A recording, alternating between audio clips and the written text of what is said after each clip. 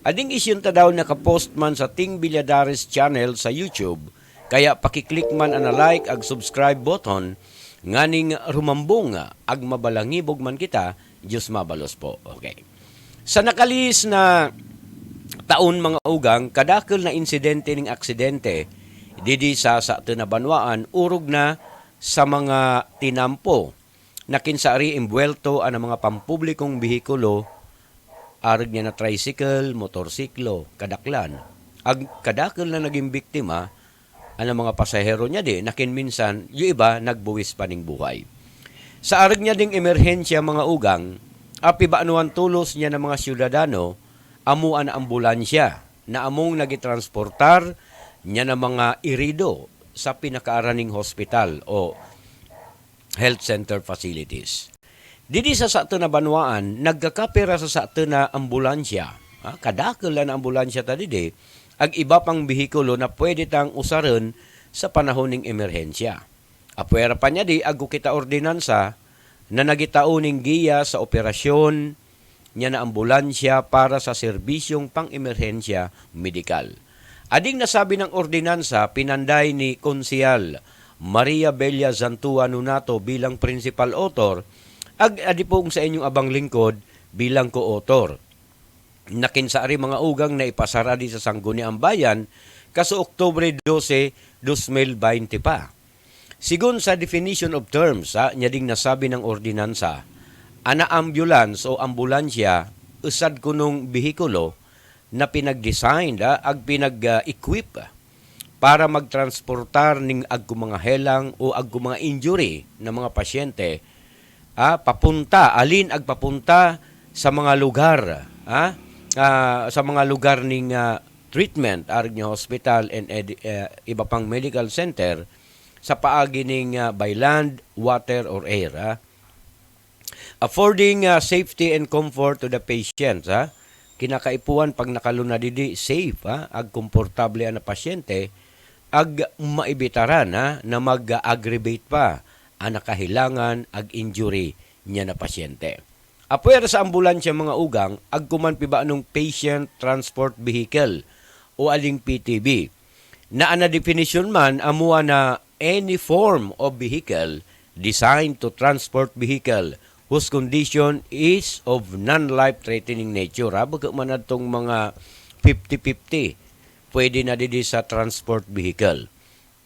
Ang napagkakaiba sa mga kabuinan, yan na ambulansya sa PTV, apwera sa life-threatening situation, ana ambulance mga kabuinan kompleto ning life support equipment, ag iba pang emergency and medical supplies, arag niya oxygen, pinaka-basic, kinaadtong monitor kina nagiangos pa kay puwan agkunyaan. And agkuha di nakaantabay na apwera sa driver mga ugang, agkuha di nakaantabay na lisensyado ag well-trained na emergency medical technician o yung piba anong EMT.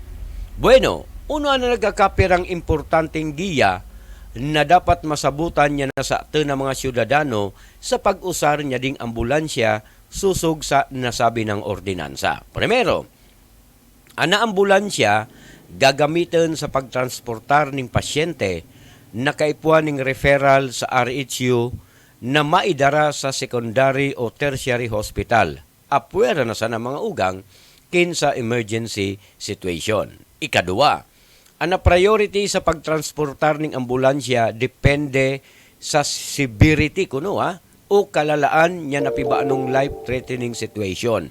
Ana pasyente tatauan ng first aid o initial management bago itransportar. Ikatulo, bawal ang ambulansya na gamiton para magsapwat ag magtransportar ng bangkay sa ibang medical facility o hospital, ag lalo ng bawal mga kabuinan na gamiton na di sa paglubong ning bangkay. Ikaapat, sa pagtransportar ng pasyente na agukasong medico-legal.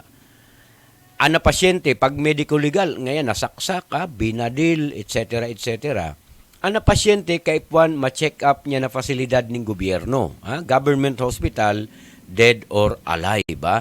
And ikalima, sa hindi maibitaran na sirkumstansya na halimbawa binawian ng buhay ana pasyente mantang pinagitransportar gamit ana ambulansya, pwede nang gamiton ana ambulansya para ipauli o iatod ana bangkay sa pinakaaraning funeraria. Okay. Ikaunom, exception man kin ana ambulansya gagamiton bilang transportasyon ning mga emergency supplies ag medisina sa panahon ning emerhensya o crisis. Ikapito, ana serbisyo ag pag-usar niya na ambulansya libre. Otron ko mga kabuinan, ana serbisyo ag pag-usar ning ambulansya libre except kin ana pasyente dadarahan na sa luwas niya na probinsya ning Camarines Sur. Entonces mga kabuinan, kin ana pasyente dadarahan sa BMC, dadarahan sa Iriga, yung mga ospital diyan.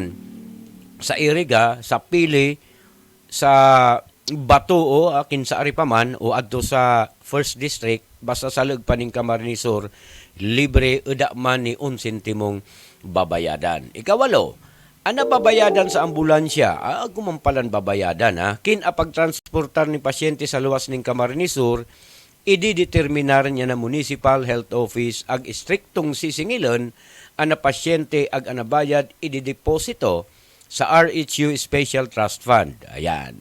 Pangsiyam, sa mga indigent o uda sukat na senior citizens uda trabaho, PWD, itatransportar sa luwas ning Camarines Sur, ana Municipal Social Welfare and Development Office among magpasilidad niya na bayad sa paagi ning asistensya finansyal sa irarom niya na programang AX o ading pibanutang Aid and Individual in Crisis Situation. So bagaman sa napupalan mga ugang libre, ana nasabi ng kuwa. Kaya mga kabuinan, ipinagpaliwanag din niya sa inyong lingkod, takadakal nagipaabot sa akin hanggang uwan di ko na pagmensyon na rin pagtaod ko baga, naaresto na ding bayadan. Baga di kayan mga ipatngod ading lalong-lalo na ng mga driver.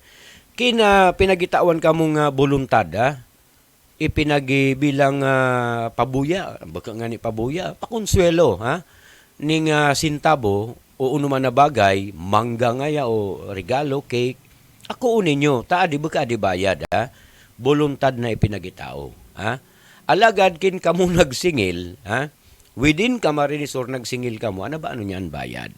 Sigun sa ordinansa mga kabuinan, ading nasabi ng pasilidad, libre within Camarines Sur. Alagad kin makaluwas na ning Camarines Sur agko na bayad. Entonces mga kabuinan, uno man na emergency cases, uno man na referral sa leeg ning Camarines Sur, dapat mga kabuinan hindi magsingil ag ana mga pasyente hindi magbayad ning serbisyo nya ding ambulansya.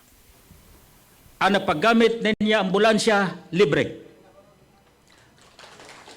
Si isay man na maisyan ko o mag-report ka mo sa akin na driver o kaiba dyan sa ambulansya na nagisingil, ipaabot po tulos ninyo sa opisina, tatatawan tatulos nin magkakanigong aksyon.